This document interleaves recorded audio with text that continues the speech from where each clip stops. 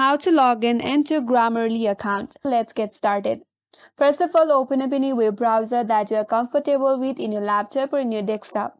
After that, in the search URL, type in Grammarly login. Press enter in your keyboard. After that, click on this first link on your interface that says login Grammarly. Now, you will be redirected to the login page. So first of all, you have to enter your email address associated with your account. If you don't have an account yet, you can create a new account by clicking on this link that says I don't have an account. After that, follow some instructions and then you will have an account. Or you can log in with Google account, Facebook account, or your Apple account if you have created your account with one of these. Now, once you are done typing in your email address, click on this continue option. And on the next page, you will be asked to enter your password. Enter your correct password and then click a login button, and after that you'll be logged into your Grammarly account. And that's how you can log into Grammarly account, and that's all for today's video. Hope this video helps you. If you are new to our channel, make sure to subscribe, like, comment and hit that notification bell icon.